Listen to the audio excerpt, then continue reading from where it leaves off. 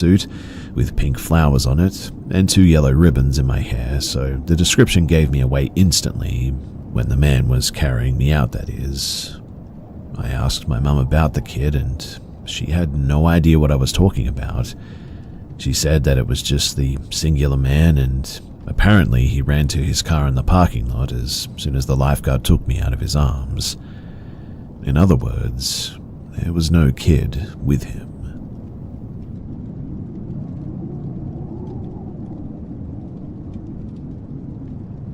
One night, while I was about 17 or maybe 18, I was living in this old Victorian home on the top floor.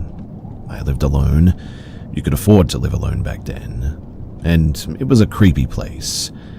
I loved the upstairs. It was very nicely done, and it was only $279 a month, close to the downtown of the city that I was living in.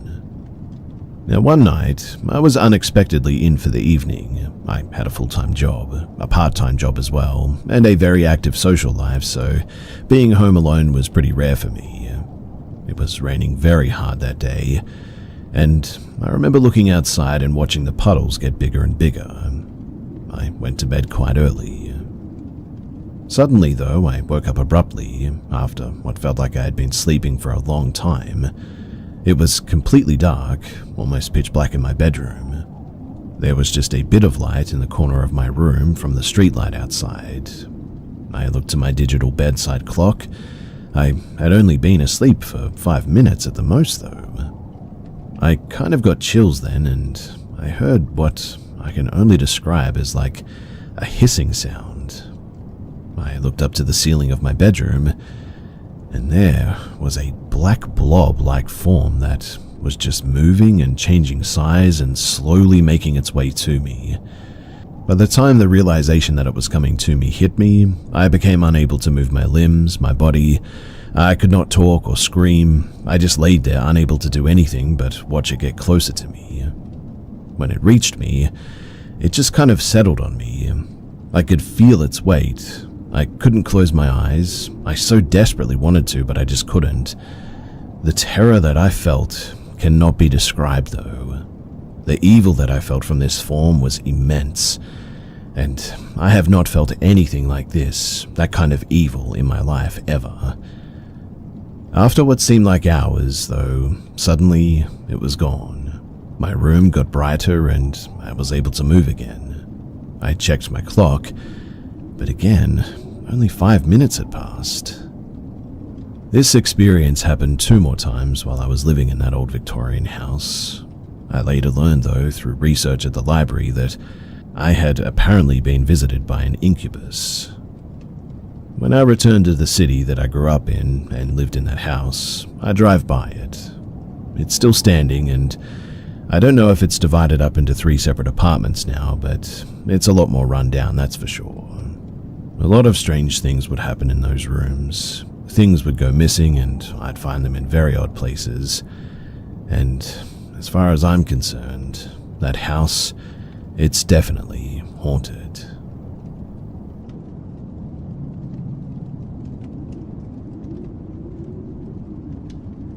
I was traveling with some friends on some 4x4 trails in southern Idaho. We were camping out one night, singing music around a campfire for quite a while, and my friends decided to go to bed eventually. My ex and I stayed up a little bit longer, hanging out around the fire and just enjoying the atmosphere. Then suddenly, everything just got dead silent, like the world got put on mute.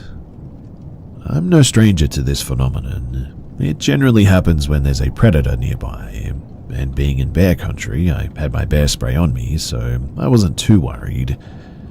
My ex and I continued to enjoy the fire, though, until we heard someone way off in the distance say, "honey," 3 times. You could tell it was far away, but it also had the sound of a whisper rather than a yell, an almost questioning tone, like it was a woman calling out for her husband. My friend peeked out of his rooftop tent and asked if we were the ones calling out, but we weren't. The weirdest thing, though, is that it just didn't sound right. More so something that sounds like a woman calling out honey, but not actually a human woman. I couldn't put my finger on what it was, but the more rational side of us decided that it may have been a hiker or something. The moon was full, so the idea of a couple hiking at night, especially since we weren't too far from the nearest town, wasn't too unlikely, I guess. My friend and his girlfriend, they decided to rejoin us for a little bit, and they also commented on the lack of wildlife sounds. We sat for a few more minutes before, again, hearing that honey sound. My friend agreed that it didn't sound right at all. He called out hello just in case there was some poor lost woman somewhere, but nothing responded. A few minutes later, we heard the same call, but from the complete opposite direction. With how far it sounded, there was just no way some lost hiker could have circled all the way around our camp that quickly. We lit up our floodlights, and we quickly booked it out of the area, and ended up cutting our overland trip very short. I still have no idea who or what made those noises, and it really still creeps me the heck out. Honestly, too, I'm really not sure if I'll be traveling to southern Idaho ever again.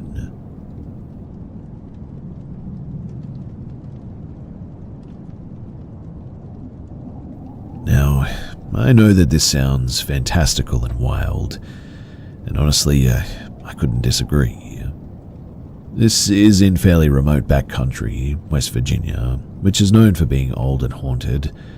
It was experienced entirely by the two of us, but the worst parts by all four. This led to all four of us at some point battling personal issues in our lives that I believe stemmed directly from this encounter. The following is, at least to my memory and what I've been able to corroborate with the other people that were there, 100% accurate and true. So when I was 17, 2004, we had a bad experience camping near haunted train tunnels and sites of sudden tragic death. The history of the immediate 1 square mile area is that mother and son drowning in the creek nearby, drug dealers killed in state police shootout at a nearby hunting cabin, and many years before, cheap laborers had been killed building this double set of train tunnels. They were actually buried in a long-forgotten little graveyard nearby the tunnels that has since been found and restored. We decided to go camping before graduation as a friend group of 4, just to do something one last time before we all went our separate ways in life. This is a private property on the backside of a big hill around which the creek flows in a huge several-mile-long bend. A camp set up and fire going. Shortly after nightfall, my cousin and I sat back on the creek bed, maybe 20 yards away from the camp spotlight, a fish in the water. We then began to hear a sort of, rhythmic sloshing sound. A slosh of what sounded like somebody wading through the water, maybe halfway up to their shin deep. So we shined the light around upstream, and we then spotted symmetrically and rhythmically consistent disturbances made by what looked and sounded like invisible feet or legs sloshing toward us. When we would turn our spotlights off, it would start again. It would then stop when illuminated, and whatever it was definitely reacting to us. And this was the first Ice Bucket's stomach clench moment we knew that this was not fish and could not rationalize what was actually happening. This scared us pretty badly, but we decided best to be kept to ourselves and join the others gathered at the fire suddenly. As we made our way back, we heard the sloshing make its way to where we were on the bank and the noise stopped. Given the speed that we witnessed it moving and how far it was from us when we were watching it, it must have sped up to make it to the bank that we were on in the amount of time that it took us to get to the camp. Others at the camp heard it as well and figured that we'd either gotten in or somehow riled up some fish, but we just played it off in the end. And as crazy as it sounded and looked like an invisible person wading towards us through the water. After the noise ended at the creek bank, we then all saw the tall grass disturbed as something that we couldn't see ran around the foliage perimeter of our circularly cleared campsite. Now, this could have been an animal, I admit, but whatever it was fast. We then began to hear what sounded like a man talking to us, as in speaking into the ear of each person, the left ear if that matters. At first it sounded like garble really, but after maybe 15 to 20 seconds, we could make out the words saying we shouldn't be there and we needed to leave, before finally addressing us directly and saying slightly more forcefully, "You need to leave." Obviously, as you can imagine, this was absolutely terrifying, and at first we thought that it was a person or group of people out there walking up on our camp and that it was dangerous. We were all frozen with fear though, but then adrenaline suddenly hit. As we freaked out and started to run to our ATV, all four of us saw what we all described as a tall black shadow man wearing what looked like a hat, relaxing against the front of our ATV. It straightened up when we saw it, and it saw us allegedly, and it just sort of hung there staring at us for a few seconds. No feet, the legs ended in sort of wavy lines like looking above the fire at the heat waves. It stood out against the dark night behind it though, and it was definitely there. The girl screamed, which broke our fear freeze, and it zipped like the Flash back towards the train tunnels people had died in. Interestingly, when we went to start the ATV, it sort of turned over sluggishly as if the battery had been slightly drained, despite working fine not long before when we rode it down. This entire event happened over the course of, I don't know, I want to say maybe 5 to 10 minutes, and within an hour of the sun going down. After putting our story out there, I received a lot of feedback from people as well who have also had bad encounters in this area over many years. Even a guy I worked with who didn't know that we knew this area told me that my uncle had hired him to trap in that area, and it was the only place that he didn't check traps alone at night. He said that it was almost like the animals leave the place at night and it was completely quiet out there. No less than a month later, my uncle who owns the property was up on the hill raccoon hunting at night with a dog. At some point the dog was on a rock face up above him and actually knocked a large rock loose that fell and struck my uncle in the side of the neck. This understandably messed him up pretty bad and paralyzed almost his entire body, but he still had limited functionality on his left side. We could never figure out how he got himself back to his ATV and turned it over and drove himself out of there because, really, he just wasn't capable of that anymore. It wasn't until probably maybe 2 or 3 years later, around Halloween, when my story makes its rounds on the local Facebook groups, that my uncle texted my mother out of the blue. You have no reason to believe my uncle's character reference, but honestly, he is a salt-of-the-earth, hunting, farming, working sort of man, even working past his retirement as a millionaire. He's honest, funny, and just incredibly a stand-up guy. He is easygoing, but also no nonsense for sure. In his text to my mother, though, he said, "I've never told anybody this before, and I probably won't again. But the man in the hat that the kids saw at the creek that night helped pick me up off the ground and put me back on the ATV and turned me around." Until I heard that, I had always assumed that the Shadow Man was the one who was trying to scare us out of there, but thinking back on it, maybe he was the one whispering to us, telling us that we needed to leave and possibly avoid something scarier and more dangerous. Although I honestly have no idea what could have been scarier than that.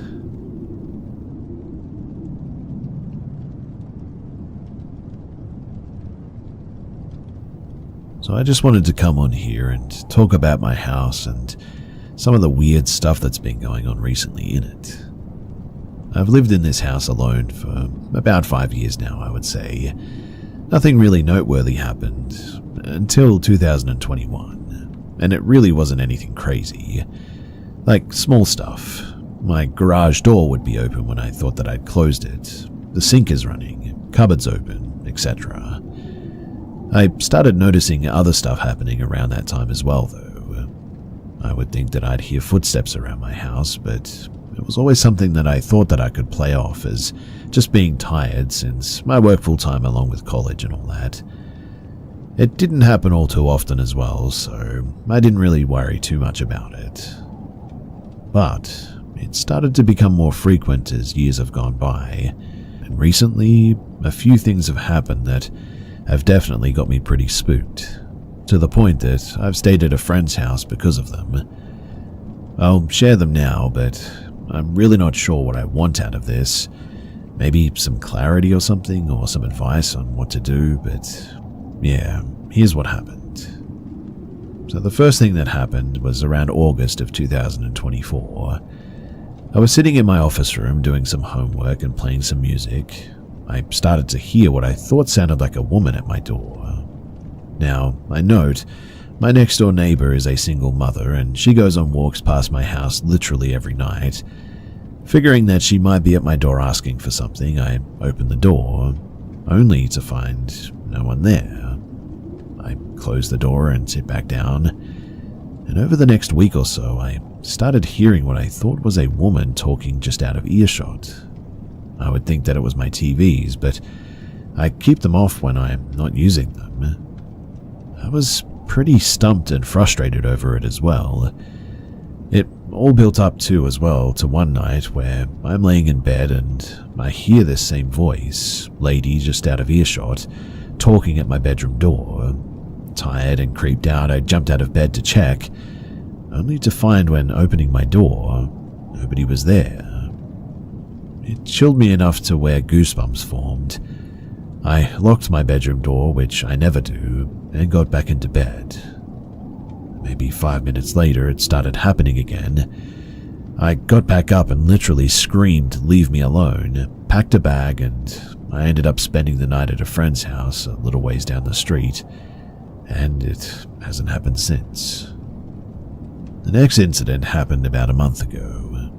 Doing homework in my room, all of a sudden my home phone starts ringing. Problem is that I haven't had a phone connected since the hurricane swept through Florida, and have had no reason to put it back in. I quickly jumped out of my bed, shuffled out to check the phone, and sure enough, it's ringing at me. I picked it up and it immediately died. I have absolutely no clue how this could have rung as well, unless the phone battery is jacked up or something. Since then, I have thrown the phone away because, to heck with that, right? Now, this next one is the one that made me want to come on here and talk about my experience thus far. This happened about a week ago. So, I have a boxer puppy who turns 1 on Saturday, by the way, who is usually pretty relaxed. I've never seen him frightened because, frankly, he just doesn't even know what's going on half the time. It's probably about 1 or 2 in the morning. I'm chilling in my kitchen. Knox is laying next to me, probably wanting my food.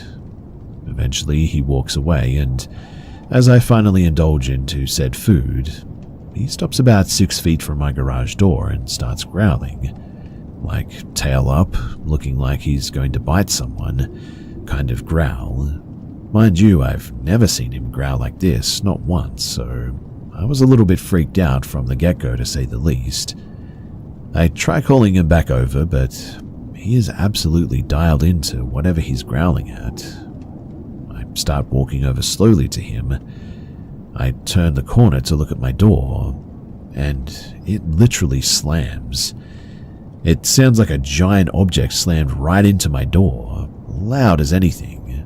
My dog jumps back and runs to go hide in my room. I, on the other hand, open my door, run into my garage to see if someone had tried to break in, only to see that everything was perfectly quiet. The door was fine too. Needless to say, I grabbed the dog up and we drove to stay at my friend's house for the night again after that. Since then too, I've been on edge the past week being at my own home. It feels like I have to watch my back constantly now because something just might happen. I'm losing sleep over this, and honestly, I really just don't know what to do at this point.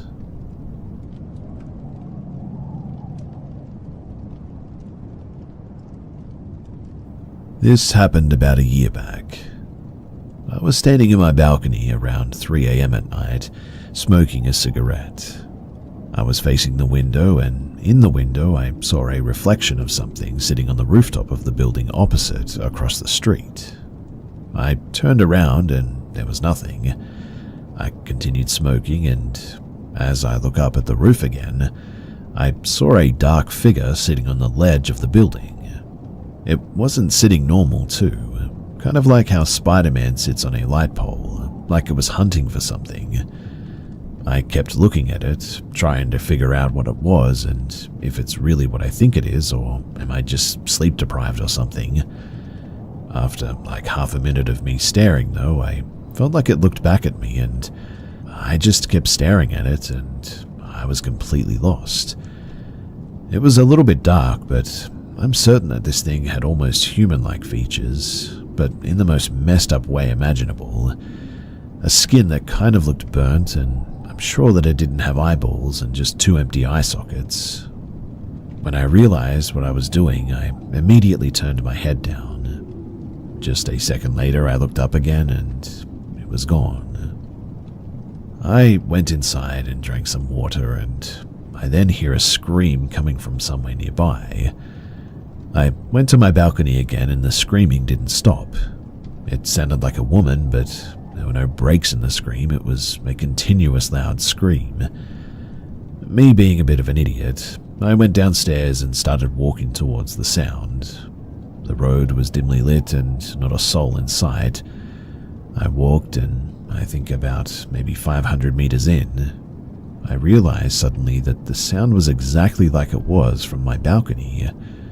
The sound should have been louder, much louder, but it was exactly the same. So I kept walking towards the sound, and I walked for a while and still didn't get any louder. Every once in a while I would forget that I was walking, or even where, and just kept walking, and then I would sort of snap back as well. It was a really strange feeling, and at this point I realized that I had come quite far from my house to an almost barren area. So I started walking back towards my house, and the screaming didn't stop. It was an extremely eerie sound, almost human but not quite. A human's breath while screaming, but whatever it was, it didn't sound right. It's almost like I was drawn towards it too. Anyway, I eventually reached home and opened a can of beer, and after a while I went to sleep. I woke up the next morning and went to that rooftop to see if I could find anything. I first inspected the spot that I first saw in the reflection, and then the ledge, and there was nothing. I used baby powder as well. Don't judge, I know, kind of cringe. And a transparent tape too, to see if I could find a fingerprint or find any cells in the sample, but in the end I found nothing. Now, here's the thing though. I don't really believe in ghosts or the paranormal, like, at all. I honestly still don't because, well, I'm just a scientist at heart. But I cannot for the life of me find an explanation for this incident. It never haunts me. I didn't lose any sleep over it or anything, but I still wonder what it could have been. I know I wasn't seeing things. I mean, I wasn't drunk or high or anything. I guess the reason that I'm sharing this story after a year is because, well, 3 days ago, I was sitting with my friends and we were sharing weird things that we haven't told anyone about, and I shared this incident with them and they were pretty terrified by it, especially because they know that I'm the kind of guy who laughs at someone who claims that they saw a ghost, or even someone who believes in one. A friend told me that she didn't sleep the night after going home and recommended that I share it here to ask people what they think it was. So, what do you think that it was?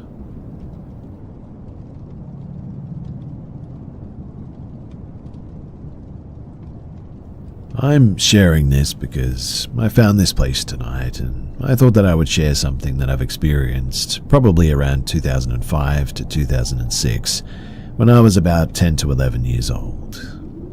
I've never told anyone about this, and I always felt the need to, though.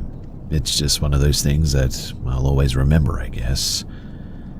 So, when I was a kid, we used to go on these monthly vacations in August to a beach town here in Portugal called Sesimbra. It was always very fun, going to the beach every day, playing football with my cousins, going out for dinner to eat seafood. Honestly, it was a really great time to be Portuguese and travel in your own country. Anyways, this old lady would arrange us beachfront apartments every year, and it would vary, some worse, some better. There's this huge building at the end of California Beach, though, which seems to be falling off the edge, and there's these sort of wooden stairs that you need to climb to directly access the building from the beach. If you've been there, then you'll know what I'm talking about, but we were spending the monthly vacation on this building specifically, on one of the top floors. I believe it was the 8th floor, and I used to sleep in the living room couch, which had access to the balcony. I cannot remember sleeping alone on a regular basis, mainly because I was really scared of the dark and being alone at that age. Usually my dad would sleep there as well, while my grandparents stayed in the only bedroom. However, I can't remember why he wasn't there this particular night. But since he worked a full-time job, he would often stay only for 2 weeks instead of the whole month, so it's probably why, I would guess. But anyway, all of that is to say that I was sleeping when I woke up, startled, and I couldn't move. I was conscious, and I don't think it was sleep paralysis or anything like that. I was just terrified because of what I was hearing and seeing. It was a loud buzzing sound and a sort of light blue light covering the whole living room. I swear to you as well that I was so scared that I just couldn't face it, because I felt like this presence, or whatever it was, wasn't good. I don't think it was evil or demonic or whatever, but just terrifying and sort of threatening. It seemed to be some kind of a UFO just hovering near the balcony. I promised myself not to move until it was gone, and then the weirdest thing is that I cannot remember if I fell asleep again or if I simply waited for it to go away, but the next thing that I remember is that it was morning. What I do remember, though, is thinking to myself, this isn't a dream, this is real, and I won't forget that this is really happening. So obviously I remember that part, but as for that time gap, I have no idea what happened. Anyway, this felt good to get it off my chest after so many years and finally voice it and tell some other people. If you have any input or if you would like to share any thoughts, then please do.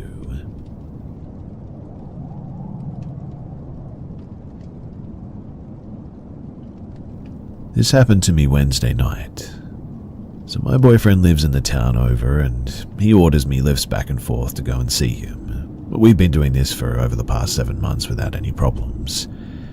But we spent the day together and had an amazing time as always, and he ordered me a lift back home. The guy pulls up and my boyfriend puts me in the car and gives me a passionate kiss goodbye. The driver is from Cuba, hardly speaks a lick of English, and is using Google Translate the entire time to talk to me. First, it started off as, "Do you mind sitting in the front seat? I don't like for people to sit behind me." Okay, no problem. However, instead of letting me out of the car, he asks me to climb over the seat, which made me feel a bit uncomfortable, and then I realized that he was staring at me the whole time that I'm doing so. Then he proceeds to tell me, "I hope I'm not being too daring, but you're very beautiful." Okay, cool, I get this compliment all the time, so I say thank you, but I'm a bit put off by this, to be honest. He goes on like a regular driver, asking me if the music was okay, and the volume and all that, you know, the regular stuff. Then he starts asking me about the address that I'm going to. "Am I taking you to your home?" I reply, "Yes, I'm going home." He then asks, "Can I go home with you?" I laugh at this and say no. He asks about the guy that put me in the car, if he was my boyfriend or my husband. He's my boyfriend, my soon-to-be husband. He asks, "Can I be your boyfriend too?" I say absolutely not. He asks why not. I say that I'm totally against that. that I'm in love with my boyfriend very much and that I'm extremely loyal and faithful to him. He says he doesn't have to know. In Cuba, we believe in having multiple partners, and not all of them know about each other. And I say, well, that's definitely not a thing for me. I don't believe in that one bit. He says, your boyfriend makes the mistake of sending you home alone. I would have taken you myself to make sure you got there safe. I'm getting very upset at this point, and I'm only laughing at what he says, trying to maintain a friendly composure because I know how ugly things could turn if I start giving this guy attitude. He doesn't speak again for a while, and when he does, he asks me again if he could come home with me. I tell him no again, and he says, you're so beautiful, I really want to be your other boyfriend. I don't even say anything but shake my head no and start fidgeting with my phone. He tells me that he has a lot of money and that he would take care of me. I told him that I didn't care about that and that I wasn't interested. He asks if he could give me his number so that we could text each other, and I say no.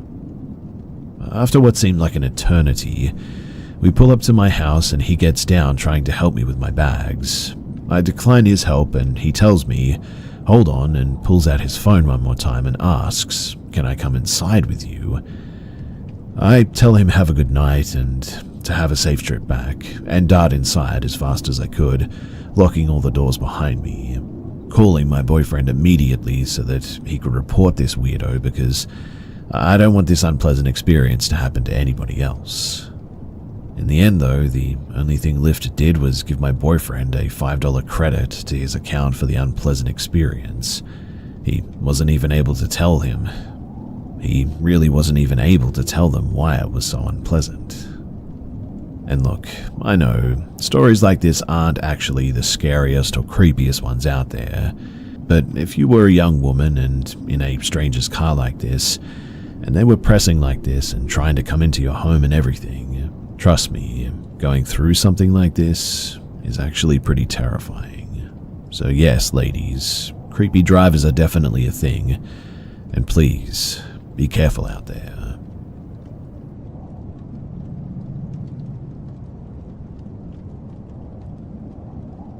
So I'm a man living alone in an apartment, for reference. I was walking into my building this evening and a lady that I've never talked to before and rarely even seen said hello. I'm personable and polite, so I said hello back and went to walk into the building. Then she asked how I was and how the weekend was going. I assumed it was just some friendly small talk, so I obliged, and then immediately she asked where I worked and how long I've lived in the building for, which threw me a little bit but seemed innocent enough. Then, about as soon as I finished answering, she said, no one has ever helped me or offered me help my whole life, and I'm just trying to better myself, but nobody will help. People don't ask me to go out and do any fun things, and I like to do fun things. So I just kind of stammered something about how that's rough or whatever. Again, immediately once I stopped talking, she started up the same thread, a bit frustrated and exasperated. I don't have any friends. No one offers help. I'm just a nice person. I'm paraphrasing, but that was basically it. This whole time she's like barely blinking though, won't break eye contact and is kind of cornering me as well. My hair on the back of my neck is up and my skin is crawling, and my super came out and said that she needed me for something and got me inside. She then told me that I really shouldn't be talking to her. I said that I thought maybe she was just lonely and socially inept, but she said to avoid her. Women like this seem to have a good instinct about dangerous or unhinged people, so I plan on following her advice, but as someone with friends on the spectrum and having worked with the mentally disabled in my life, I at first thought that maybe it was just that. Now, it's been a few hours and honestly, I still cannot shake this uneasy feeling. I thought that I would ask anybody here if they knew what this might be, or maybe if this is ringing any bells or setting alarms off for anyone, because I don't want to treat someone who is just eccentric as a pariah, undeservedly too. But honestly though, I would be lying if I didn't say that my gut is screaming for me to be careful.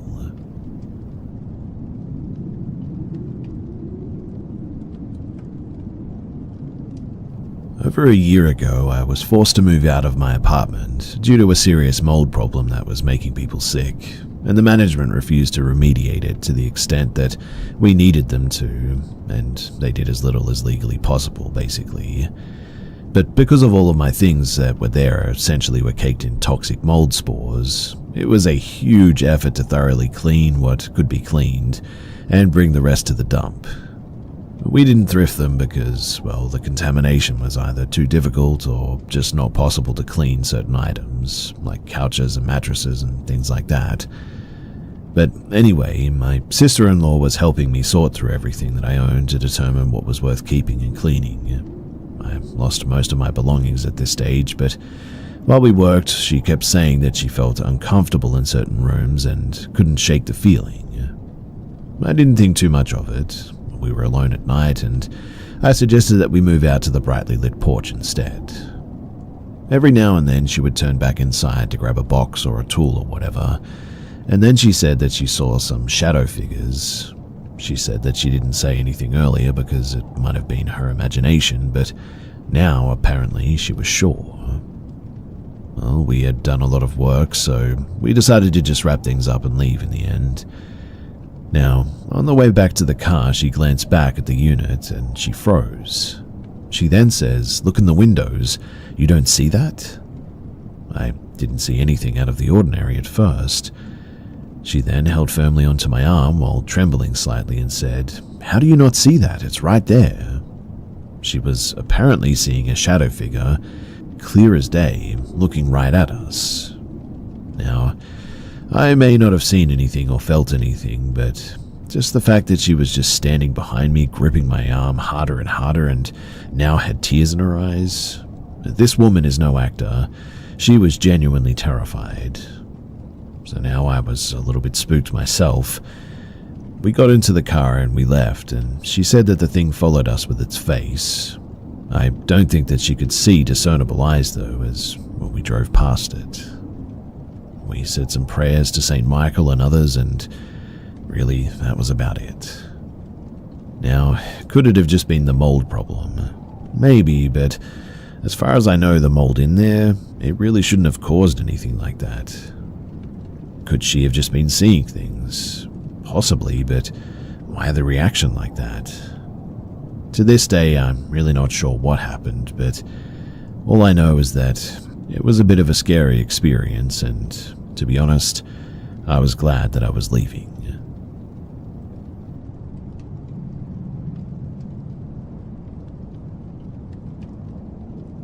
For a little bit of context, this happened last year around February. I am 17 and I'm a female. So, it was a random day. I had just finished school and I was home. I've always been very scared when I'm home alone, but it's not like all the time, but sometimes it just gets to me, and I feel very bad and a bit paranoid, really. I'm just going to describe to you as well how my hallway is made, so that you can understand the context to this story. So at the beginning of the hallway, there's my bedroom on the left, and after that, there's my parents' bedroom, still on the left, and at the end there's the bathroom that is the toilet too. The door to the bathroom is weird though, because there's sort of a curved window in it, so if I'm inside the bathroom I can see movements, and vice versa if I'm outside. I can also see movements from inside the bathroom, but it's not very clear. Anyway, so I was in my room and I decided to go to the toilet that was in the bathroom, and when I was in it, I didn't close the door or anything because, like I said, I was home alone. And then I heard a sound coming from my parents' room. Like the floor was creaking and somebody was walking towards me. Of course, I locked the door right away. And so, I had 10% on my phone and all that in all the horror movies. Quite honestly, I have zero survival skills and I didn't think that it was that serious, so I called a friend on FaceTime and told her everything, but really I was scared, but sort of still laughing. It's what I do when I get terrified. So I decided to approach the said curved window that I mentioned earlier, and that was when I saw a man. I started to scream like I'm calling the police and leave and stuff like this. I didn't have a lot of battery on my phone, but I decided at this point to call my dad, who quickly rushed home. But still, at this point, I had no battery and I just had to pray for my dad to get home quickly. I was scared, and I imagined that when my dad was going to open the front door that the man was going to jump on him or something like that. After about 45 minutes, where I was just sitting in the bathroom on the toilet, but holding the door in case the man tried to push it open, my dad finally arrived. And trust me, I heard the floor creak again. And then my dad told me that I could come out and that there was really nothing there. In fact, there were no windows open or anything. I was really confused by that, and I think about this whole thing often. Like, did I imagine everything, or did something really happen? Just so you know as well, I'm really not into the supernatural stuff or explanations, so my theory is that somebody actually broke into the house at some point. I happened to come home at around that moment. They hid, they were somewhere around the house, and they got out before my dad got home. Really, that's the only logical explanation for it. Still though, whether paranormal or not, that is a terrifying thought.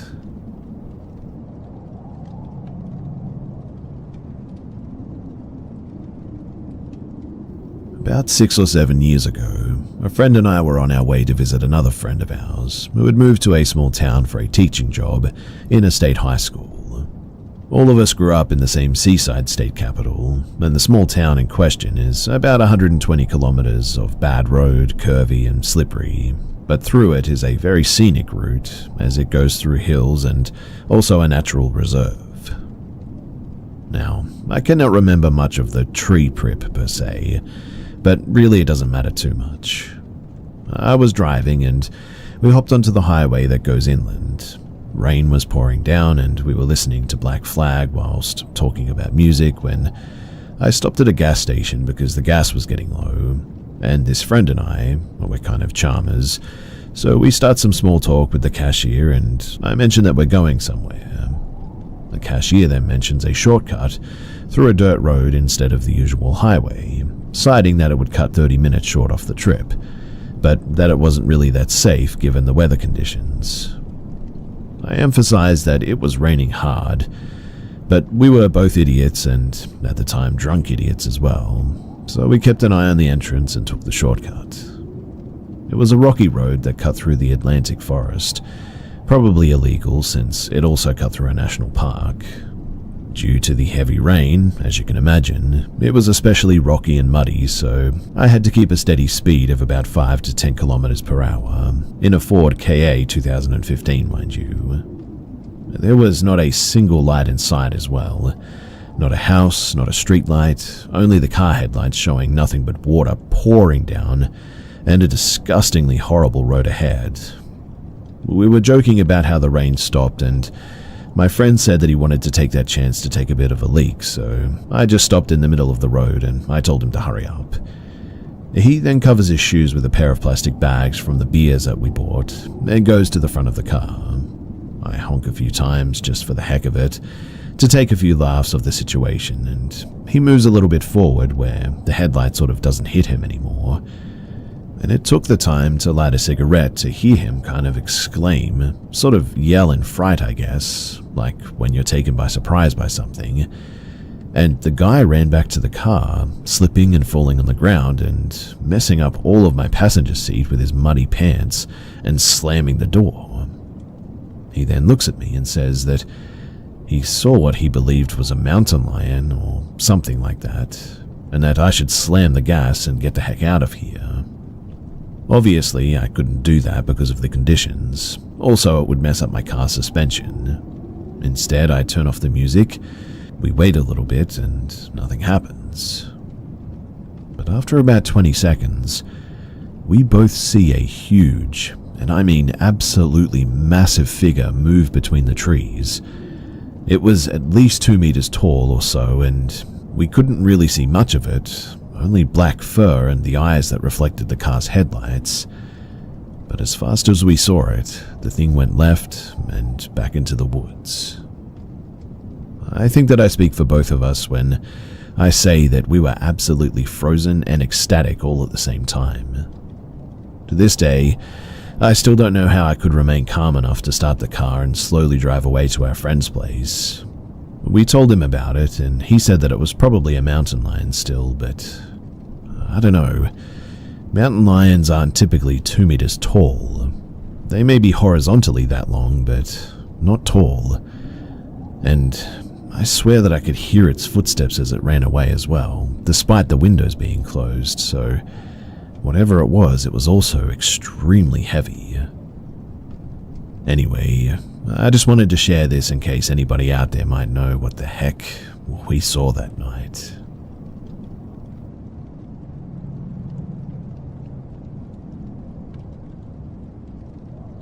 I was born and raised in Denmark, but I originate from Macedonia, and my whole childhood we mostly visited Macedonia by car, rarely by plane, which is a 2-day trip. We always either ended up sleeping in Hungary or Serbia as well.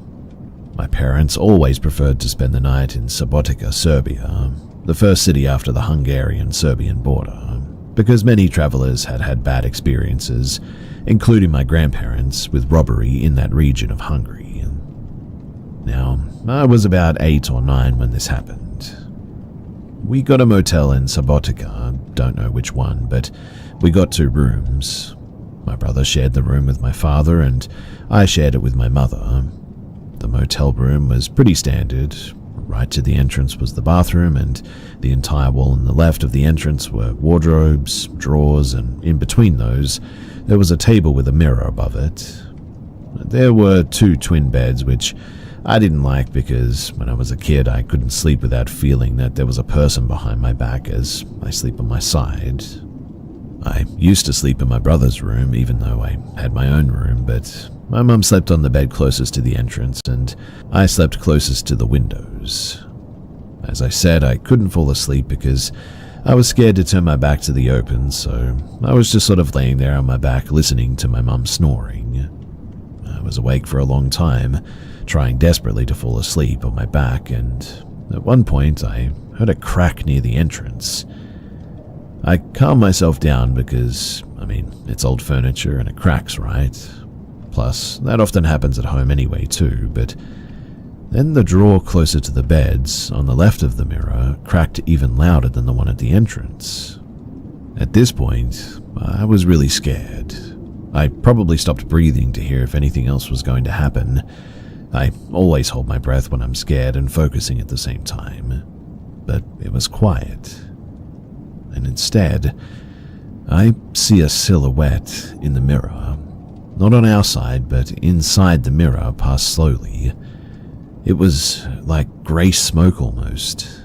It went from left to right, and when it went out of the frame, it was very quiet for a couple of seconds. And then the wardrobe on the right side of the mirror, it made a huge bang, as if somebody had punched it with all their force. I was obviously scared, and I didn't move nor close my eyes. I just stared at the wall for hours before, eventually, I must have fallen asleep. Now, you might wonder why I didn't wake my mum or start screaming, and to tell you the truth, I really don't know why either. My parents always told me ghosts aren't real, so I'm guessing that was probably the reason. Because I am mostly scared of not being believed, which is also the reason that I haven't spoken about this to many people. Another reason was that I am a boy, and when I was little I had been told to man up a lot, so I didn't want to show any signs of weakness, I guess, and another reason too was probably also the fact that I was too scared to move or do anything. I was completely frozen. Today I wish that I had said something to my mum though. As a kid, I thought that both my parents didn't believe in the paranormal, but now I know that my mum does. My dad doesn't, though. So in recent years, I told her, and she said that I should have woken her up, but she also said that I was a kid, implying that I don't remember the situation all that well.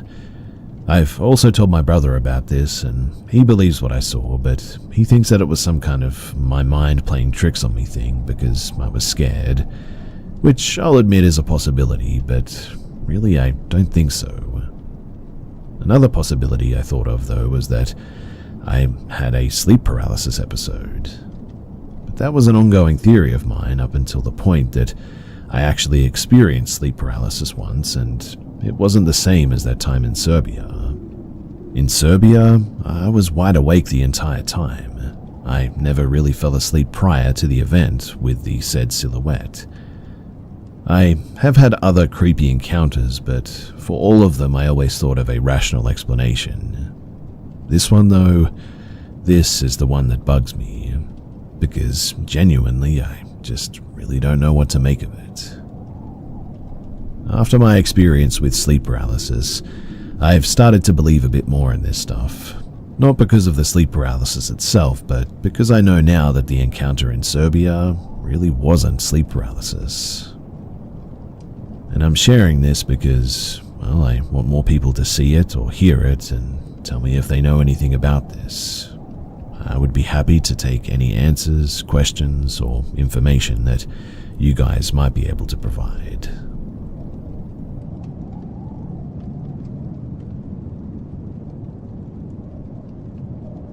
I work at a big retail store as a self-checkout host.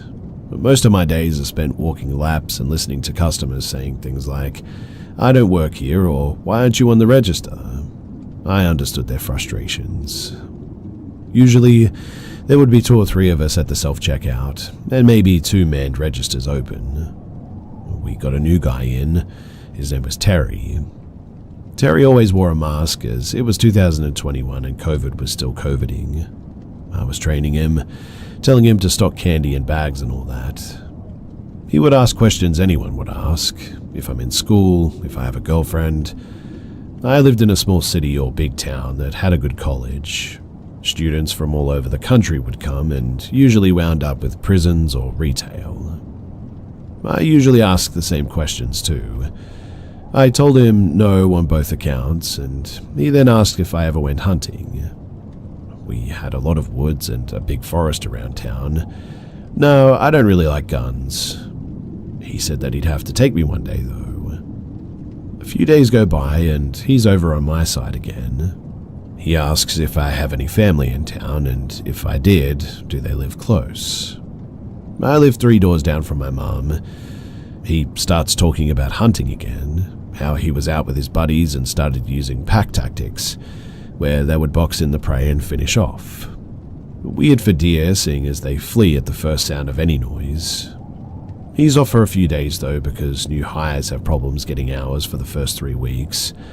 I talked to one of my co-workers, and they tell me that he asks a lot about me. The next time I see him, his questions are very telling. How tall would you say you are? How much do you weigh? How well do you know the woods past so-and-so street? I'm a pretty big guy at 6 feet and 300 pounds, and when he brought up hunting again, a creepy thought would send a chill down my spine. Come on, man, you'd like it. Just some good old boys shooting and stuff, late at night in the middle of the woods. But then, the real fun starts right before dawn. They won't know what hit them. The mask hid most of his face, but I could see it rise when he smiled. I don't know why he thought that that would be a great way to convince someone. Other than feeling like they were about to hunt me, it sounded like I would have been bored as heck out there. I must have made a face or something because he turned and walked away pretty quickly. I told a couple of co-workers about it, but that was really the last day. I never saw him again after that because he just left and never came back. And honestly, I'm kind of grateful for that.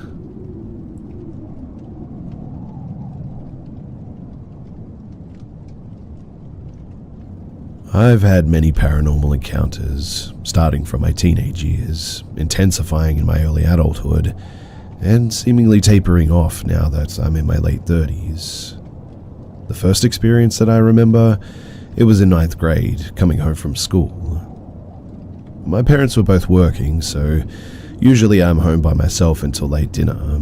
I usually get the rice started in the rice cooker and thaw the meats. And this afternoon, I was extra tired from wrestling practice, so I was relieved when I came home and heard rustling in the kitchen, and the faucet turning on and off too. I didn't actually look in there to see who it was, but I assumed it was my mum because sometimes she'd get home early from her restaurant job. Sometimes they have like private events or whatever, and they'd send some waitstaff home. I turned the corner to the bedroom and yelled out to her, "Can you wake me up in like an hour? I wanted to study for a test tomorrow."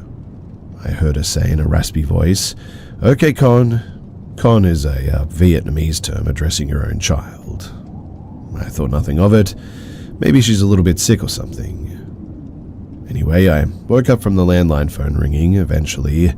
Cell phones in the early 2000s were available, but we were poor, so only the adults had them. And it was my mum asking me if I wanted the leftover food from the restaurant. I told her, "Did you go back to the restaurant for leftover food?" She said no, she's been working there the whole time. Chills ran down my back. It was twilight and the sun was setting, so the whole house had an eerie semi-darkness to it. I told my mum to hurry home, please. I didn't lock my bedroom door so I could see out into the dark hallway. I jumped up to go and lock the bedroom door and turned on the light, opened the window and turned on the radio, anything to drown out the silence in the dark. Eventually, my dad got home first, in fact, and I was so relieved to see him, but didn't know if I should tell him what had happened. I waited until dinner time to slip in casually that I thought Mum was home earlier and was doing something in the kitchen. She denied it, and they concluded that I must have imagined the whole thing, but I know that I didn't. Someone was in the house, rustling in the kitchen, turning faucets on and off, and imitated my mum in its raspy voice. It called me Con, so my first thought was that it understood Vietnamese too. No relatives that we knew were going to come over, nor did they have the keys to get into the house anyway. To this day, I still don't know what it was, or how it mimicked my mum's voice. It wasn't the only spooky thing that happened in that apartment, but it was the first and probably the spookiest at that time.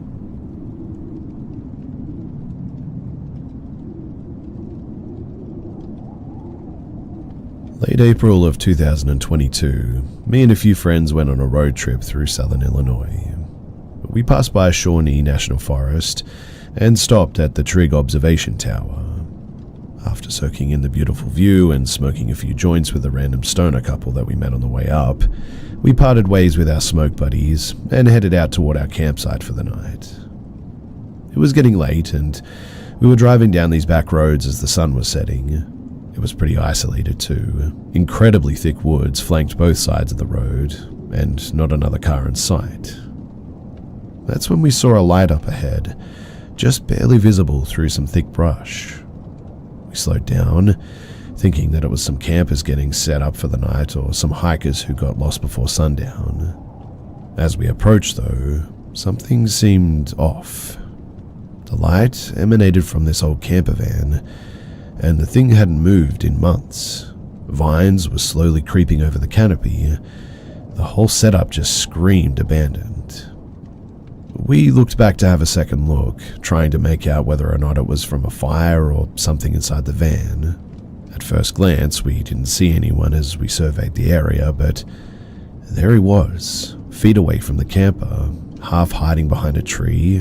He was shirtless, only in his coverall pants and hiking boots. He was staring at us and didn't reply when we shouted a hello. As he began to walk in our direction with one hand hidden behind his back, as if he may be holding something, we called out again to see if he needed assistance or knew where the campsite was, but he just kept coming, silent and expressionless. We didn't wait to see what he was up to. We leaped right back into the car and flew out of there, dust and rocks kicking up as we took off down the road. But we were pretty shaken by the time that we finally pulled into our campsite, but worse was yet to come. We had also left the firewood at the gas station, and with the rain, everything around us was pretty wet. We ended up hanging up our hammocks and attempted to fall asleep without a fire, which wasn't great for our nerves either. But no sooner had we all sighed and started to relax than we heard footsteps coming up from over the crest of a hill, slow and deliberate, just like the guy that we had seen earlier. We killed our lights and sat there in the dark listening. It felt like eons before the steps stopped, and we finally worked up the courage to look around. We took our flashlights and knives just in case and did a quick scan, but we saw nothing. By then, though, we said to heck with this, so we started packing up our gear, figuring that we'd just sleep in the car in the end.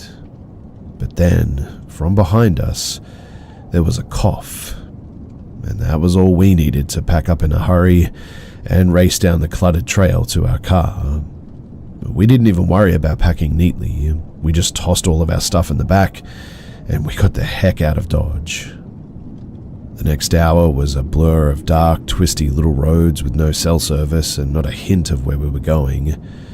Finally, though, we hit a paved road, and after about 20 more minutes and running on fumes, we come upon a little country store with a gas pump connected to an adorable house and auto garage.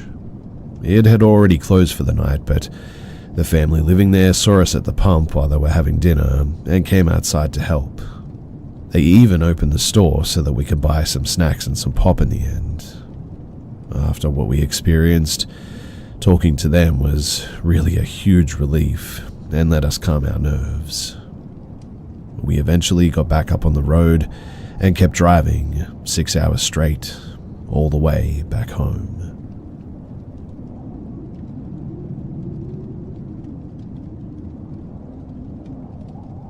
During high school, both my parents worked and I would be home alone after school until around 7 p.m. Normally, I would come home and mess around on the computer in my basement until my parents came home.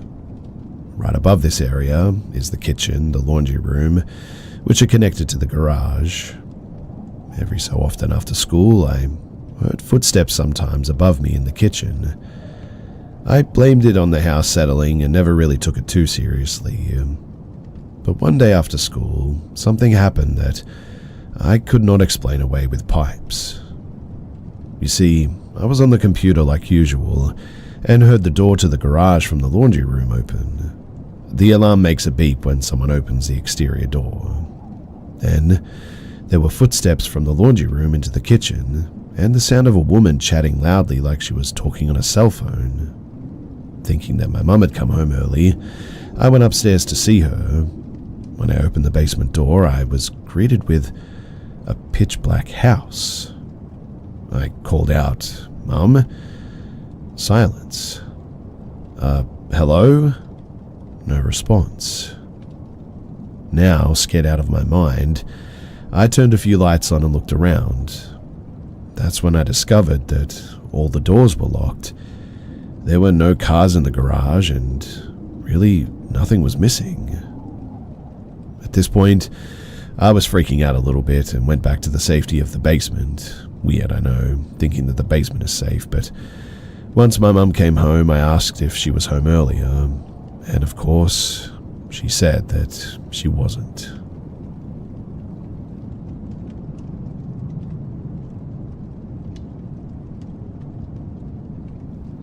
This took place when I was 15 or 16 years old, so that would place it in either the summer of 2000 or 2001. My family and I were visiting with my cousin's family in Norfolk, Virginia.